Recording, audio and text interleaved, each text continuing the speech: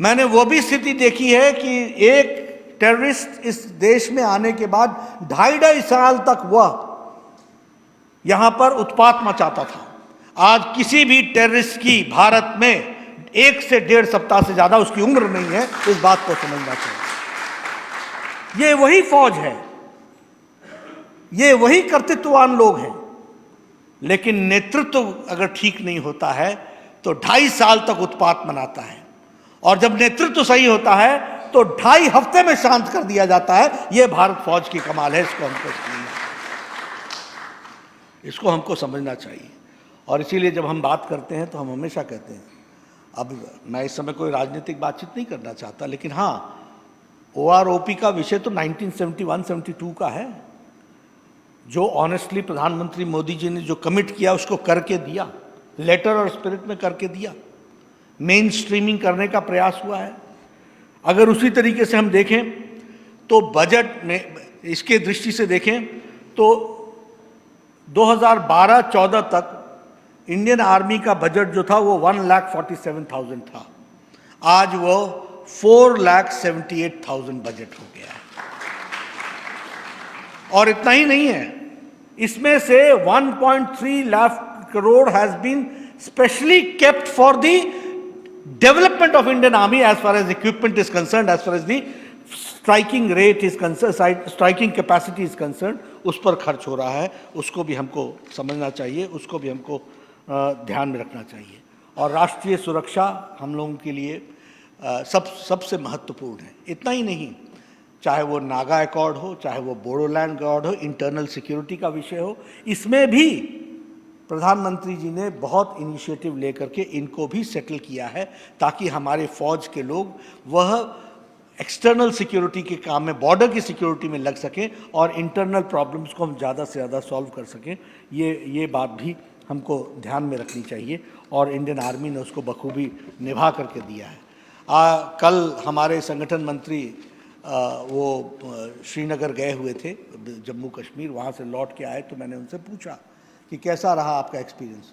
उन्होंने कहा कि बस खबर मिलनी चाहिए, इंडियन आर्मी 8-9 दिनों के अंदर कॉर्डन करके टेररिस्ट को समाप्त कर देती है, सिर्फ खबर मिलनी चाहिए।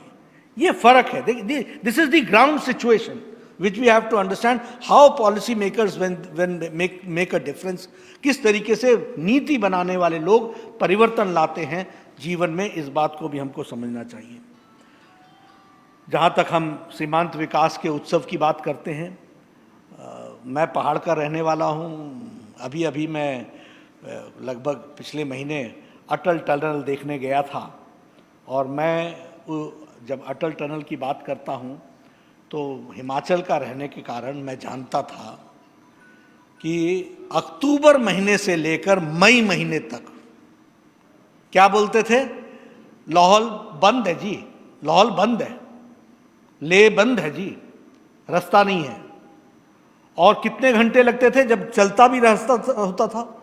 एक तो वो रास्ता नहीं होता था, वो नहर ही होती थी, क्योंकि बर्फ इतनी गलती रहती थी कि वो पानी सड़कों से ही बहता रहता था। और 5.5 घंटे लगते थे मनाली से लेकर के सिसु पहुंचने में। आज मैं उस टनल को क्रॉस करके 9.5 किलोमीटर की टनल, अटल जी ने उसका शिलान्यास रखा था, और मुझे याद है, देखिए कैसे फर्क पड़ता है। अटल जी मनाली आए, बात है 2004 की, बीमार होने से पहले। उन्होंने बोला कि मैंने 1998 में वो शिलान्यास रखा था, उसका क्या हुआ। मैंने कहा बहुत धीरे धीरे काम चल रहा है। तो अटल जी ने उस समय कहा था, वो जो मैंने पत्थर रखा है वो मेरे दिल पर पत्थर है, क्योंकि उस समय की यूपीए सरकार उस पर काम नहीं कर रही थी। जब नरेंद्र मोदी जी आए तो फिर से काम शुरू हुआ, तीव्र गति से काम शुरू हुआ, और आज one of the most modern tunnel 9.9 kilometre की बनकर के तैयार है। और इंडियन आर्मी के लिए 5.5 घंटा बचता है, यानी मतलब you start from Manali early morning and let you are there in the evening. यह परिस्थिति ला करके खड़ी की है, और यह रीइंफोर्समेंट किया गया है। नहीं तो श्रीनगर के रास्ते से जाओ, ऊपर कारगिल के द्रास के सेक्टर में वहाँ की समस्याओं को देखो, और तब जाकर के कहीं हम लेह लद्दाख पहुँचते थे। आज हमें खुशी है आपको बताते हुए कि लगभग 14,450 मीटर्स की ऑल वेदर ब्रिजेस बन चुके हैं। अब आप लोगों ने पहाड़ में देखा होगा हमारे यहाँ ब्रिज कैसे होते थे, आप ही लोग बनाते थे, आर्मी वालों का ही ब्रिज होता था। एक ब्रिज होता था, एक हरी झंडी लेकर के इस तरफ खड़ा होता था, एक लाल झंडी लेके उस तरफ खड़ा होता था, इधर से कॉन्वॉय निकलता था, 22 गाड़ियां इधर से निकलेंगी, लगभग 40 मिनट लगता था, वो हिलता हिलता हिलता जाता था, और फिर वो उस पार जब पहुंचता था तो फिर उधर से दूसरा कॉन्वॉय चलता था, वो भी पुल को हिलाता हिलाता निकलता था। आज ऑल वेदर रोड 14,450 मीटर्स की बन करके तैयार है, और डबल लेन है, डबल लेन है। You can cross at the speed of 60 without waiting. यह आज होकर के हुआ है, इसको हमको समझना चाहिए। उसी तरीके से बॉर्डर पर अभी पिछले 6 सालों के अंदर 4,764 किलोमीटर ऑल वेदर रोड बन गया है, और ताकि बॉर्डर की रक्षा की जा सके और उसको हम पूरी की पूरी ताकत। अभी ये जो स्टैंड ऑफ हुआ, इसमें जो इंडियन आर्मी इतने तेजी से वहां पर पहुंची, और वहां पर उन्होंने एकदम, आर्मी ने सामने सारी चीज़ों को किया, और सारी फोर्स वहां जाकर के डिप्लॉय की गई। ये सारा इसलिए हो पाया क्योंकि वो रोड जो बने हैं उनका एक बहुत बड़ा योगदान रहा है, जिसको हम कहते हैं within 4 days all 3 turners could reach the spot. ये स्थिति आकर के खड़ी हुई, इसको भी हमको समझना चाहिए, इसको हमको ध्यान में रखना चाहिए। अभी 73 India China border roads plan की जा रही हैं। 73 रोड जो हैं वो चाइना के इसलिए की जा रही है ताकि हमारा ब्रिस्क मूवमेंट हो सके, ट्रुप्स और वेपन्स का, इसकी भी तैयारी हो रही है। 44 strategic bridges on sensitive areas, इसका काम शुरू हो गया है। उसी तरीके से दारबुक शौक दौलत बेग ओल्डी रोड जो है, ये बीआरओ ने कंप्लीट की है। इसको 19 साल लगे हैं, और 19 साल में ये मोदी जी के टाइम पे जो 6 साल हैं, इसमें 70% वर्क पूरा हुआ है। इस बात को भी हमको समझना चाहिए, इस तरीके से काम हुआ है। अभी 45 किलोमीटर सिवॉक रैंगपो रोड, ये वेस्ट बंगाल और सिक्किम का सिंगल ब्रॉडगेज लाइन बन रहा है, इस पर भी काम तेजी से चल रहा है। दुनिया का सबसे बड़ा जो ब्रिज है, रेलवे ब्रिज, वह भी चेनाब पर बन रहा है। तो ये सारे काम इंडियन आर्मी को बॉर्डर्स पर स्ट्रेंथन करने के लिए किए जा रहे हैं, वो हम आपके साथ शेयर करना चाहते हैं।